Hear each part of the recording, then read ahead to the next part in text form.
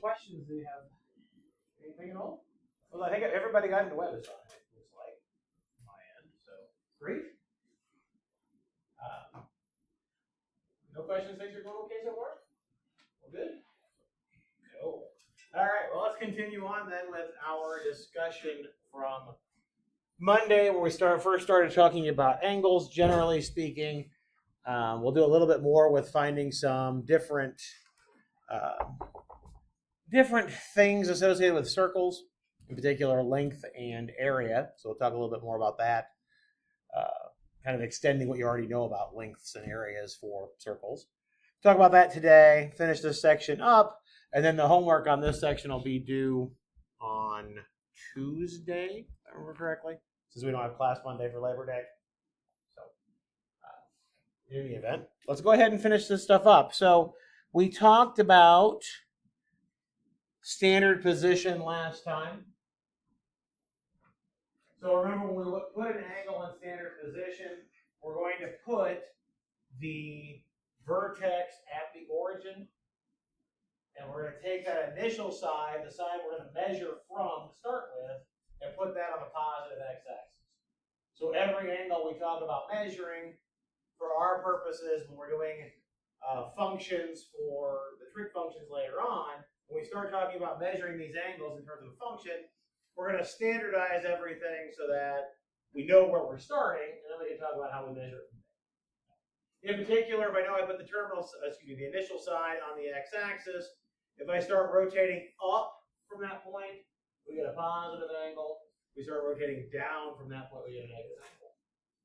Angle measure, I should say. Okay. So that was our standard position. Then the last thing we talked about on Monday was this idea of coterminal. So in particular, if I just draw an angle, we know there's lots of different ways to measure it, but really those measures are representing the same angle. So that's what we mean by coterminal.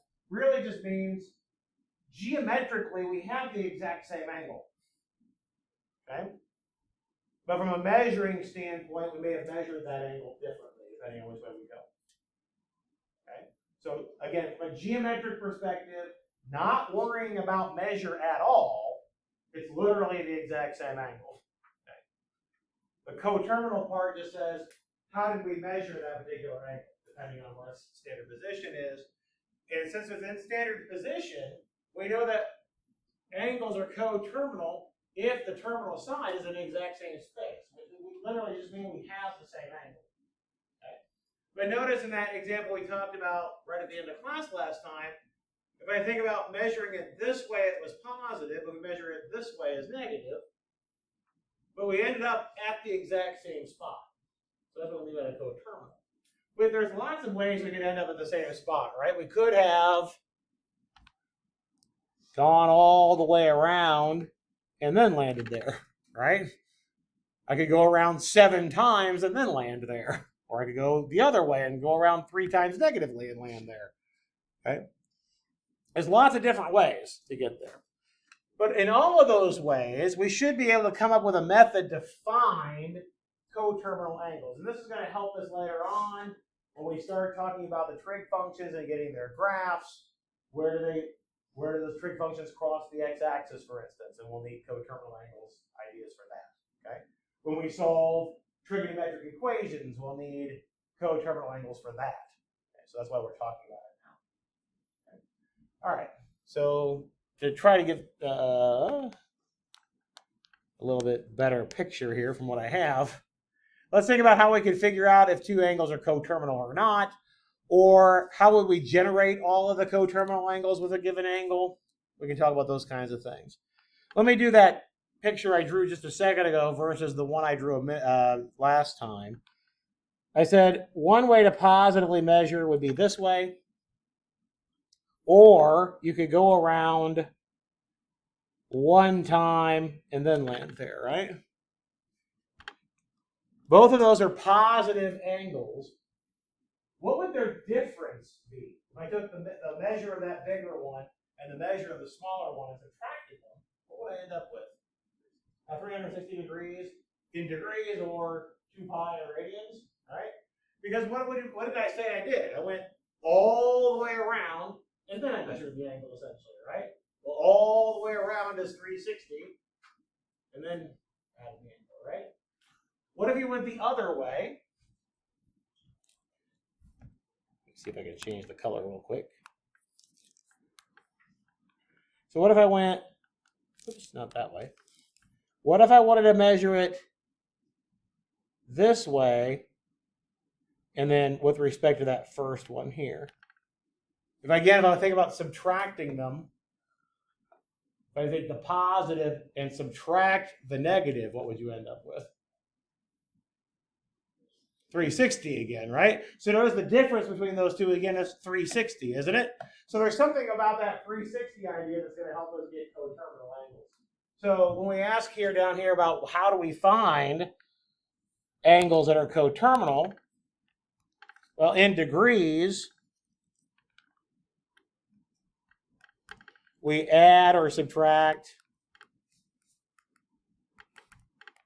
multiples of 360. Rather than doing 360, what would we do in radians? Yeah, add or subtract 2 pi, right? Because 2 pi is all the way around, right? Because that's the circumference for that unit circle again. So we would add and subtract. Oops.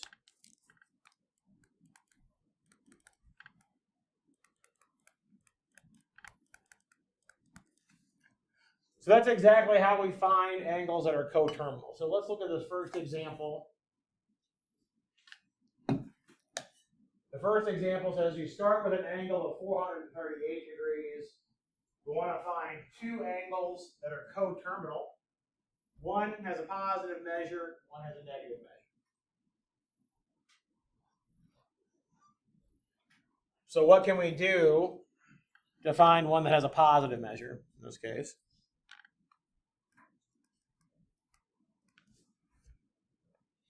A couple of different things you can do. Yeah, go ahead. Yeah, if we subtract 360, that'll stay positive, right? If we subtract 360, we get, what, 78? I did my arithmetic right.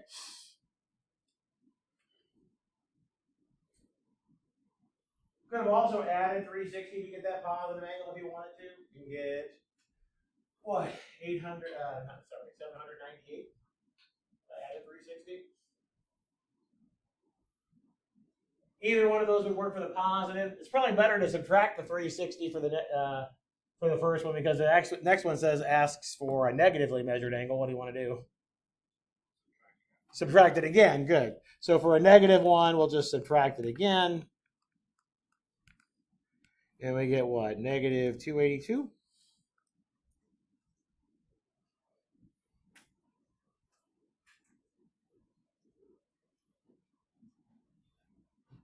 Just as a warning, I tend to do arithmetic quickly in my head with incorrectly sometimes. So don't always believe my arithmetic just because I think that one's right, but generally speaking, a lot of times they'll say that's what calculators are for. That's like literally what calculators are supposed to be for. Any questions on that one to find those? Again, you've got lots of options now, right? I can subtract 360 as many times as I want. I can add 360 as many times as I want. So there's going to be infinitely many angles that are coterminal with that 438 that we started with. What about the other one? This one, since we don't have a degree symbol, we said last time if we don't have a degree symbol, we assume that we're in radians to start. So for this one, what do you think you want to do? Add 2 pi. All right, so if I take the negative 5 pi over 9 and add 2 pi, 2 pi is the same thing as 18 pi over 9. So we get 13 pi over 9. So that gives us a positively measured angle. So now if we wanted a negatively measured one, what would we do? Yeah, subtract it. Good. Again, 2 pi is 18 pi over 9. If I do negative 5 minus 18, I'll get negative 23 pi.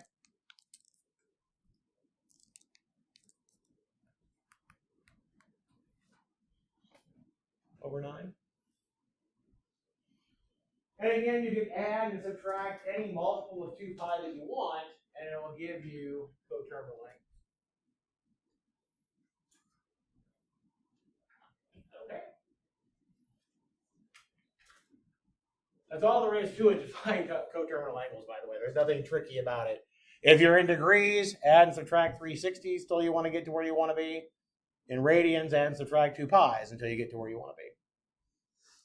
All right. Okay, so let's talk about some of the concepts that we can do now that we've got angle measure in terms of circles. So we've already used one formula for circle when we started talking about radian measure. So remember that when we had 1 radian, that was the same, that what we had for 1 radian meant that that central angle,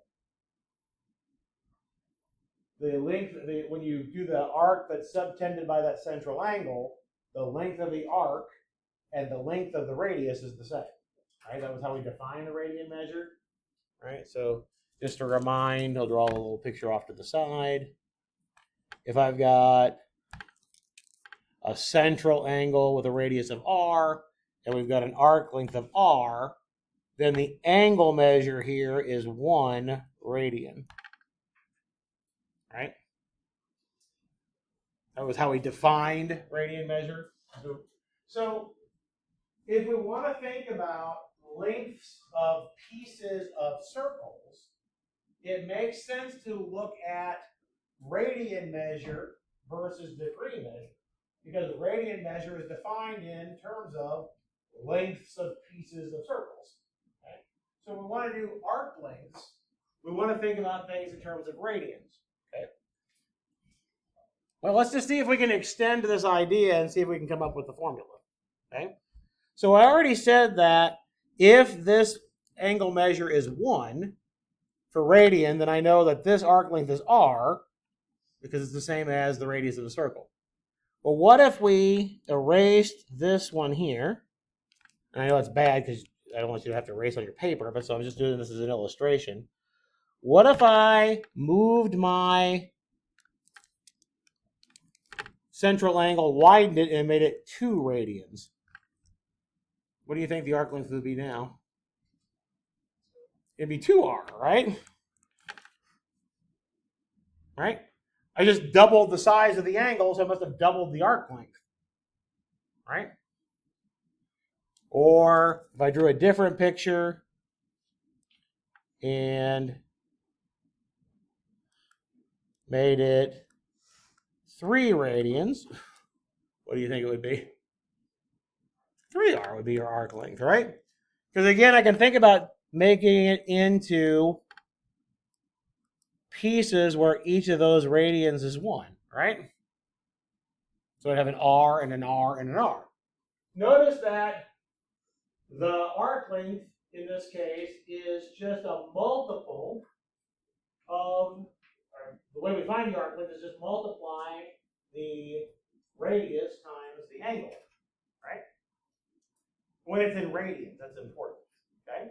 So for arc length in general, if you have a circle, you have a radius of r and a central angle of theta, then the length of the arc, which we typically refer to as s, by the way, this is going to be r times theta.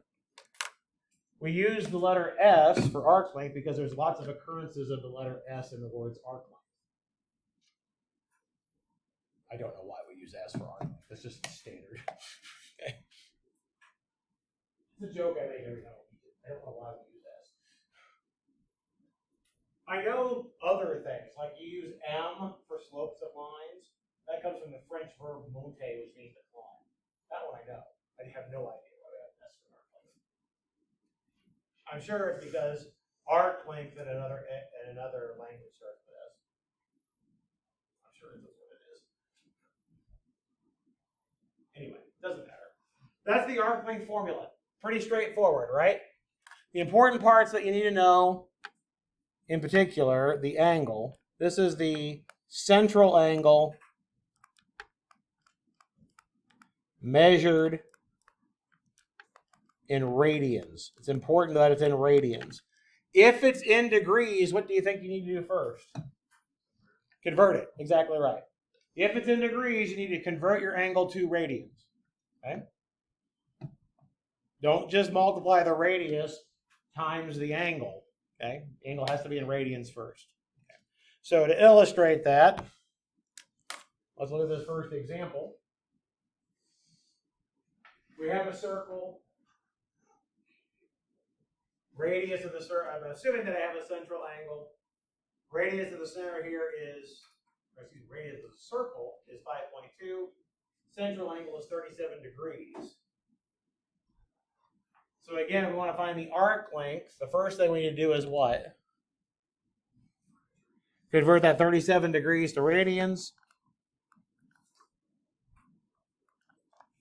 What do we multiply that by? Pi over 180, good.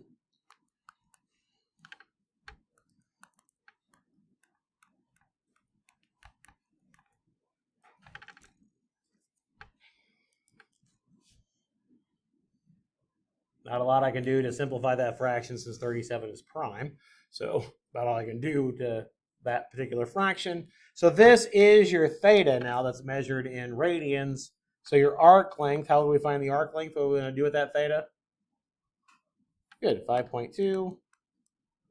And then times the 37 pi over 180. Oh, what do we get? We get 185 plus 7.4. That's a number I don't even care about. I don't feel like adding it.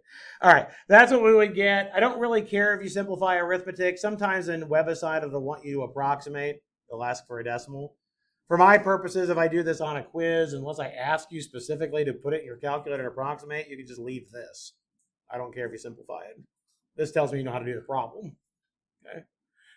I will say that if you are asked to approximate and put an answer in WebAssign, or if I ask you to approximate, please, for the love of God, do not approximate pi with 3.14. Use the high button on your calculator. Okay. 3.14 is a pretty bad approximation the bigger the numbers get. Okay. Pi in your calculator has even more digits of pi saved than what's on your calculator. It's a good approximation, so use that, please. But as far as quizzes and tests go, unless I specifically say give me a decimal, don't give me a decimal. Okay. Just leave it. How important to show the work? It's important for partial credit. I don't see your work and there's a small error somewhere. I don't know what you did. I'm not going to lie though. Whenever I show my work, it's usually a chicken scratch. That's okay. That's okay. Chicken scratches are fine. I'm pretty good at deciphering chicken scratches. So I do it myself. So pretty good at it. But yeah, make sure you show what you have, because again, if you make a small error somewhere, then that shouldn't be very many points off. But if I don't see the work, I don't know what it is, a small error. So I'm like, what's that? I want to see it. Now this one, there's not a lot of work to show. This one okay? What would you do different for? Well, there's a couple of things you need to do for B. So if it asks you for the length of the arc subtended by the central angle, that's a language that's used for intersecting that arc. The arc subtended by a central angle of 132, a diameter of 17.8. There's a couple of things we need to worry about, right? What are those two things? Yeah. For one, you need to convert the central angle over the radius. Good. And then you also have to divide the diameter by 2 so you can get the radius. Exactly. It's exactly right. So remember, your formula for your arc length is radius times angle, all right? Yes. The subtended? That just means that when I have the central angle here, that just means this arc that's in between the two lines, the two rays that come out. I know, I hate that word. Because actually for any central angle, there's actually two arcs that are subtended. So you have to make sure you know which one you're talking about, right? So I've got that arc and that one. This is, I'm saying, this particular angle in that arc. If I wanted the other arc, I'd have to say that angle. Pardon me. Let's see what we have. We've got, this one's what, divisible by 4? So you get 33 pi over 45, if I did that right. I simplify my fraction. I don't really care if you simplify the fraction. I'm just doing it because I can. That's the angle. We also, you said, had to divide the diameter in half. Good. Yep, that's exactly right. Should get 8.9 in that case. And then to find our arc length, then we'll take the 8.9 and 33 over 45. And again, at this point, I'm dead serious. I don't care if you simplify that. Matter of fact, I don't care if you simplify that fraction like I did. If you left it as 132 pi over 180, that's fine. I don't care. If you were going to simplify it, you would put your calculator anyway. So I'm not impressed with what the calculator can do. Actually, that's entirely false. I'm very impressed with what calculators can do. But I don't know what you can do.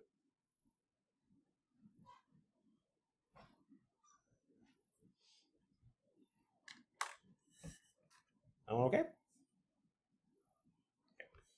All right. So let's see if we can, pardon me, go switch over to another formula which talks about area of a sector of a circle. All right. So the area of the sector,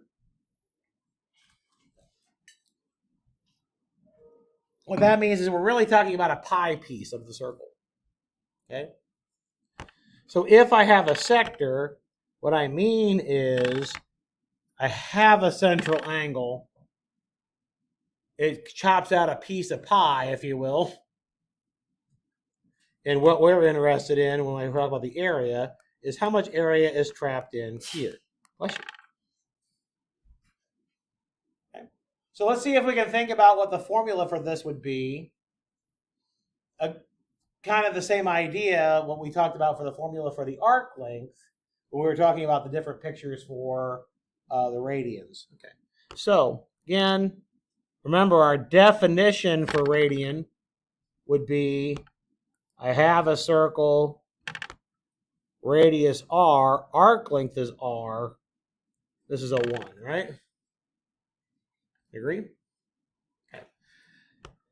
All the way around the circle, again, is what? Yeah, that's the circumference, and that's 2 pi r, right? Agree? So all the way, so in terms of radians, notice that the 1 here, the fraction or way around the circle, well, all the way around is 2 pi.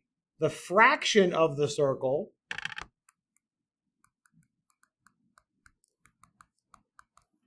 would be 1 over 2 pi, right?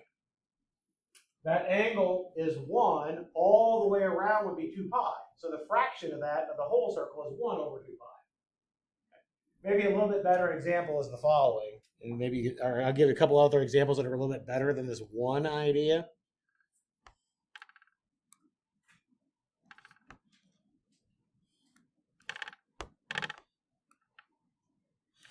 How far, can we all agree that that's halfway around the circle? Okay. What would this angle be in radians? Pi, right? Notice that pi over 2 pi is a half. It's half the way around the circle, right?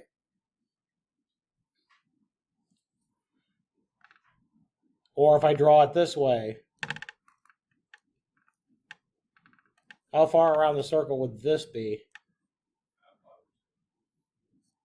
Oh, so just around, as far as the ratio of how far it is around the circle would be a quarter, right? And this angle, I heard the angle. What was the angle? Pi over 2, right? And notice again that pi over 2 divided by 2 pi gives you a quarter, right? So the ratio of angle to 2 pi is how far around the circle you are, how much of the circle's been taken up. Okay? All right, so let's go back and apply that over here to this picture. If this angle in here is theta and the radius is r, and again, theta here is measured in radians, the fraction of the circle will be theta over 2 pi, right? That's how much of the circle's been taken up. What's the area formula for a circle? Pi r squared, good. So the whole circle is pi r squared. The sector takes up a certain fraction of the circle. So if I want the area of the sector, what do you think I want to do with those two numbers? Multiply, right? If you had 50% of the circle, you would multiply the area by 50%, right? If you had a quarter of the circle, you would multiply the area by a quarter. Okay? Same idea here. I'm going to multiply the area of the circle by the fraction. Okay? So the area of your sector is theta over 2 pi times pi r squared. The fraction of the whole circle. Anything cancel? The pi's cancel, don't they? So we end up with the formula 1/2 r squared theta. Notice for area of a sector, the pi doesn't appear in the formula. The pi is baked in the theta, because we're doing it in radians. I just realized I said pi was baked.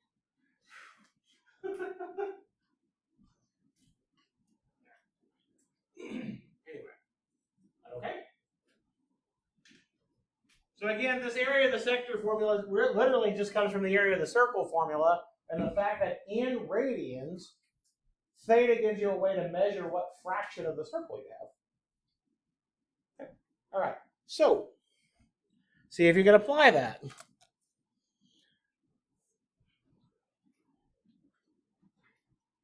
Look at this first example.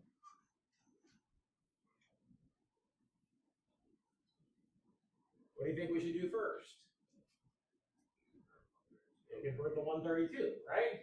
Remember again, for both the arc length and the area of a sector, you need your theta to be measured in radians first, okay? So the first thing we want to do is do the 132 times pi over 180. That, I think, is the same exact angle I used before in the previous example. Yes? Yeah.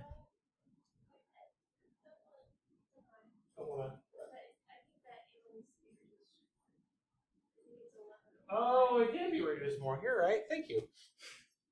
I reduced it by 4. I didn't see the 12 in it. Thanks. 11 pi over 9. Yeah? Or not 9. 15. Yeah? Is that what your calculator got? Thanks. So I said that's what calculators are for. Thank you.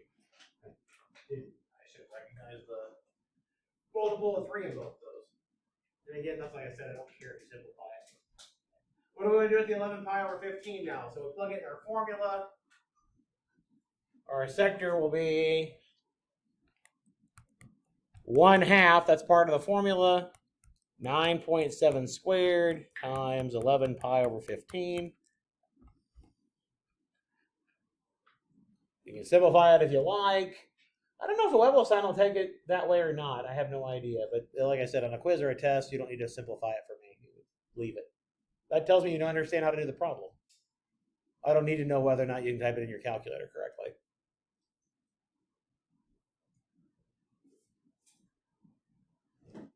Save some time.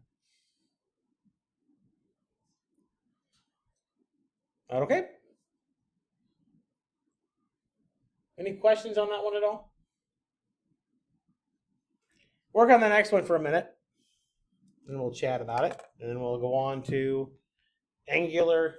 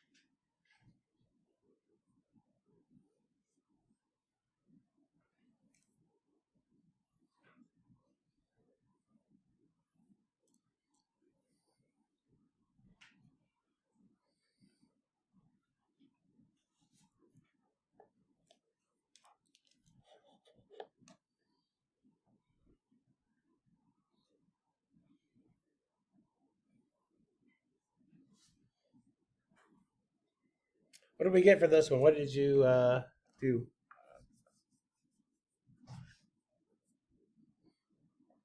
Yes. First input was change from 45 to radius. Okay, so we need to do something with that 45 first, right? Okay, so how did you do that? 45 times power of 8. Okay, so notice in this case though that it's not the angle, but it's the arc length that you were given, right? So we have to find we have to find an angle. Yeah, we got to find the angle. That's exactly right. So how are we going to do that? Good. So we know that we have the arc length formula, S is equal to R and theta. What pieces do we have for that one?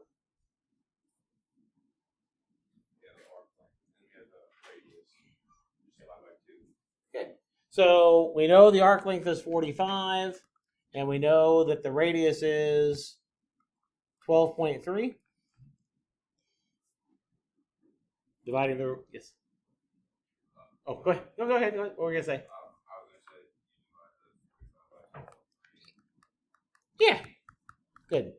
Divide that 45 by the 12.3, and that gives us the theta now. And now that we have theta, is that in radians, by the way? That's degrees. So is it in degrees or is it in radians? So when we use the arc length formula, what is automatically assumed for the theta? It's in radians. So this is in radians. So we don't have to do anything with the angle. We're good. Okay. Just want to make sure that we were all on the same page with that. Since we're using the arc length formula, we were given the arc length and the radius. This angle automatically is in radians. You don't have to do any conversions to it at all. Right? You're good to go. And now, what do we do with that? Good. Well, we get it right into our area of the sector formula. And then whatever that comes out to be.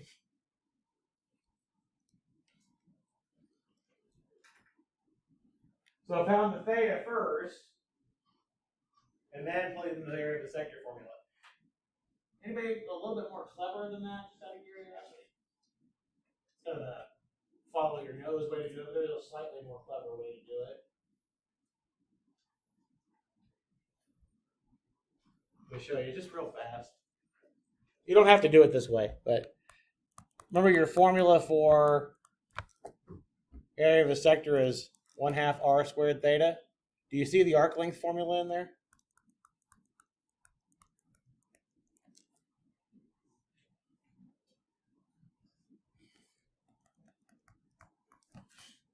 Notice that you have, when I write the r squared as r times r, I have the arc length in there. So you could just do 1/2 times the radius times the arc length will also give you the area of the sector. You don't have to do it that way. It's just saying you can do it a little bit more cleverly and not have to do the intermediate step there. There's nothing wrong with doing the intermediate step, by the way.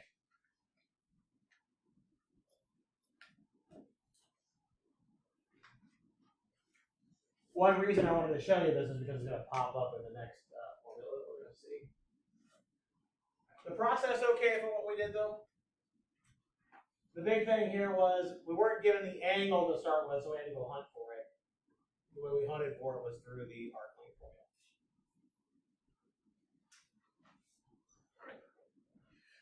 Well, let's talk about angular speed and linear speed.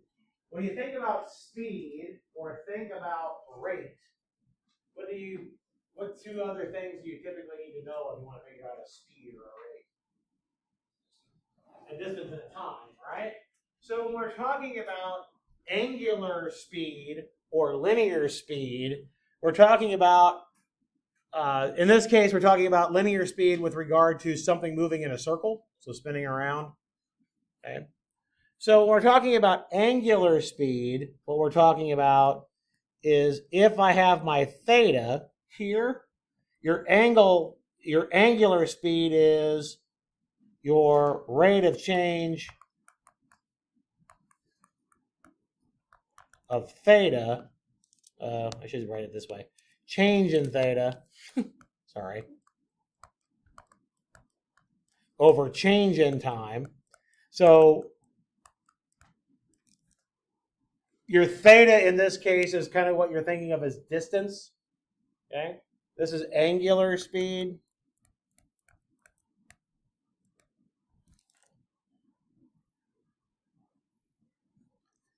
we use a Greek letter omega, a small Greek letter omega, to represent angular speed.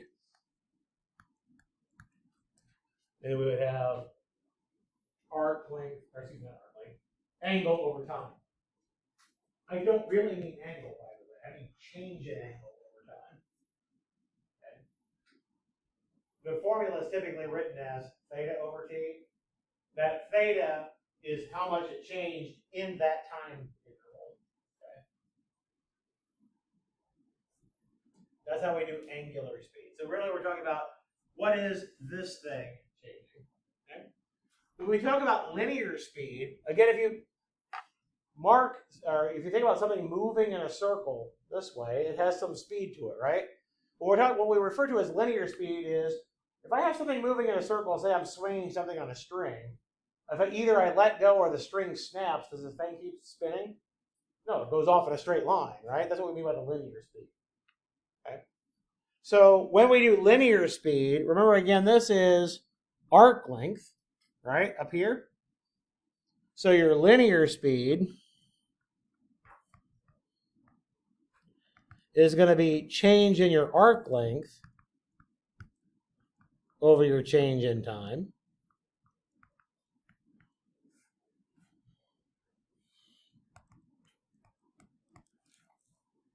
So we're thinking of that as S over T, but again, we really mean change, right?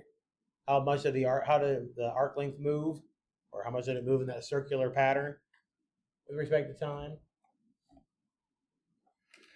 We can also write this, like I mentioned it before, we can be a little bit clever and do some substitutions. Your R theta is your S, right?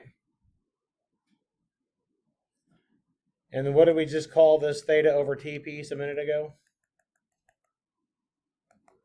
Yeah, that's the angular speed. That was your omega. So you can do your linear speed as R times omega, and I believe your book uses a V for that. Actually, it may even be a Greek letter nu, but we're going to call it a V. I don't feel like writing a nu. A nu looks like a V anyway, so let's write a V. All right, so let's see if we can put this into action here in these next problems.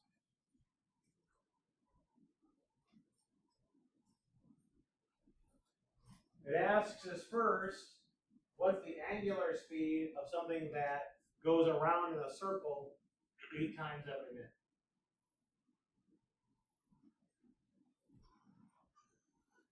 So the way this problem is stated, what time unit do you think you probably want to use? Minutes, right? 1 minute. That makes it a little bit easier, right? Okay. So if I want to do, my time is 1, that makes my angular velocity theta over 1, or just what that theta is, right? Angular speed. I said velocity. Same idea. Okay. So all we really need to do is figure out the angle, right? Well, this thing doesn't give me an angle. It goes around in a circle 8 times every minute. How would I find the angle from that information? Yeah, multiply the 360 by 8, but since we need it in radians, we want to multiply it by 2 pi. Exactly, good. So our angle in this case will be 8 times the 2 pi, which would be 16 pi. So our angular speed will be 16 pi over 1, because we said it was 8 times in 1 minute. So we'd have 16 pi, and your units here would be radians per minute. Actually, technically, we said the other day that radians are unitless, so really it would just be 6 pi per minute, which sounds weird. Or 16 pi per minute, which sounds weird.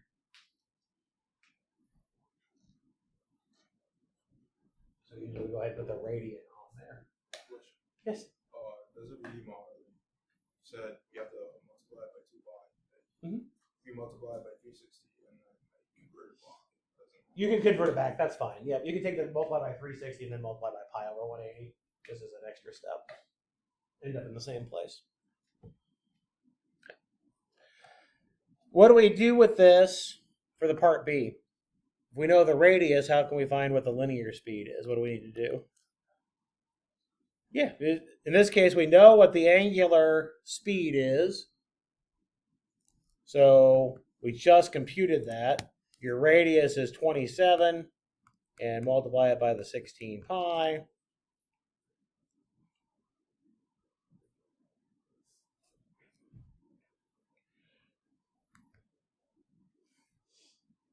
What is that? It's 480 minus 48, so 432 pi. Had to write it down. What would the units be? This is a linear speed now. Good, it's inches per minute, good. The radius was in inches. The angular speed is in radians per minute, but again, radians is unitless, so it's just inches per minute.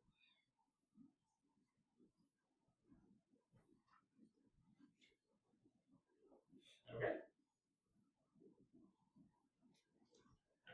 So let's see if we can put some of these to use then in some of the other problems that I've put in here for you.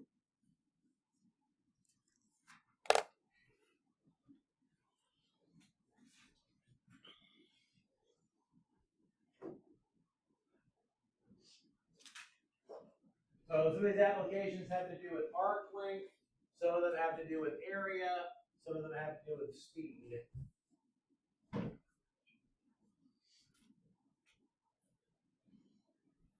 This one asks, how far does the tip move?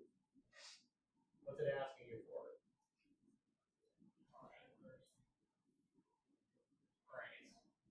Yeah, I think it's just asking for the arc length in this case, right? This is how far. It doesn't say how fast, this is how far, right? Okay. So it's asking us, we have a minute hand which is going in a circle, right? Agreed? Okay. We want to know the tip of it. So we want to know how far that tip moved. Okay. So if I want arc length, I need to know radius and angle. That's what we have to know for arc length, right? Okay. What's the radius is pretty straightforward. What are you going to use for the radius? The 3.4, because that's the length of the minute hand, right? It's the angle that's going to be a little bit more challenging, but not too bad. It says, how far does it move in 20 minutes? Well, think about it just in terms of the circle. If you've gone 20 minutes, how far around has it gone with respect to the whole circle? A third, right? It's gone a third of the way around the circle, right? Gone a third away around the clock. Okay? Well, what angle are we going to use if we're a third of the way around? Say it. 120, which is in radians.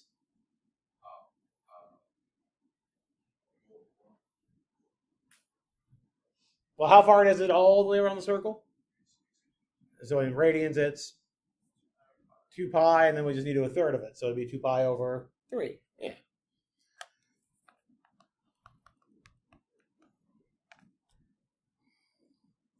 Whatever that turns out to be. In this case, what would the units be? We're doing a distance. In this case, the unit will be inches. Good.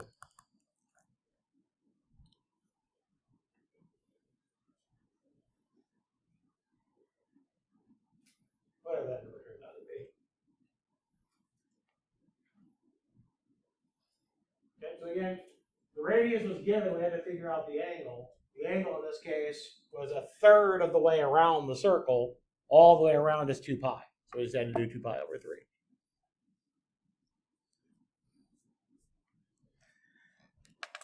Again, looking at this particular problem, what kind of a thing are you looking for in this case? Reading the problem. What are we looking for? Yeah, it's arc length, right? It says how long is the curve, right? What are we given? The radius and the central angle. So we want to find the arc length. What do we need to do? Yeah, we got to multiply and we got to convert. That's exactly right. Good. So we need to convert our angle to radians first. We multiply by what to convert to radians? Pi over 180. What does that give us? Is that 5 pi over 9?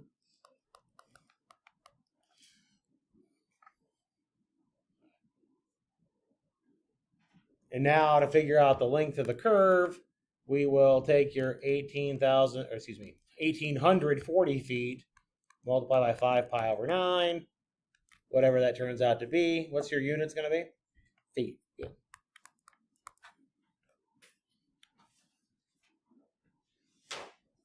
That okay?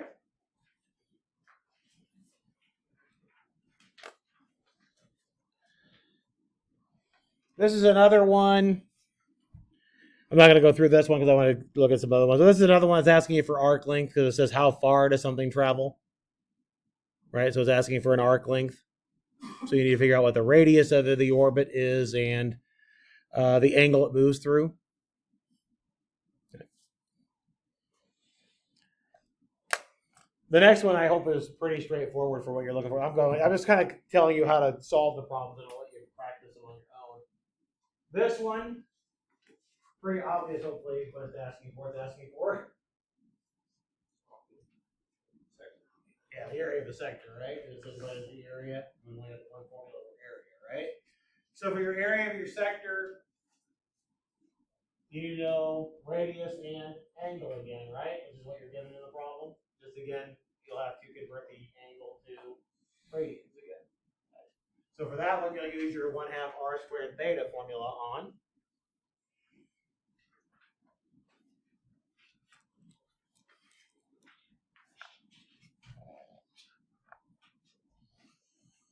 This one, same idea. It's asking for area, right?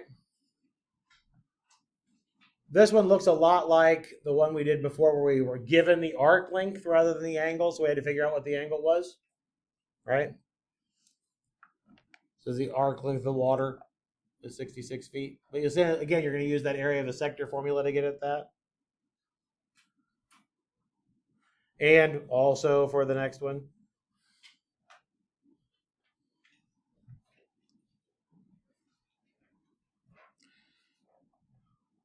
Though this one's a little bit, I think that one is a little bit different because I think I got to subtract two things, but it's still going to be area. This one's asking for angular speed. It literally says angular speed, right? And then how fast is it moving? Right? The challenge here will be you need to do what? You got to convert the revolutions per minute to an angular speed, right? Well, if it's 180 revolutions, what do we need to do to figure out angular speed? What do we need to do with that 180? Multiply by 2 pi, right? Revolutions one time around, it's 2 pi radians all the way around. So for the revolutions on this one, you'll want to multiply by 2 pi. I believe the next problem also says revolutions. So you want to multiply that by 2 pi as well. Okay. So that's how we would go about figuring out the ones with the speed. So I will post answers to these on Moodle, so you have them for practice and you can check your answers. Okay. Again, the assignment over this section is due Tuesday, so you'll have time to come in and ask questions. Or again, if you are working on it and you want to shoot me a screenshot if you've got a question and send me an email, that's fine. I know that in WebAssign there is a feature that says you can ask your professor. I have it set to send me an email when you do that, and it's not doing it.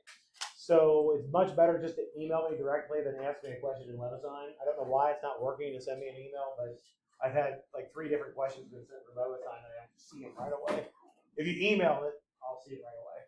So just generally speaking, just email me rather than trying to ask a question through WebAssign. And if you want to send me a screenshot of the picture, that's great. Or the problem, that's great. Okay? All right, have a good one. We'll see you on Friday.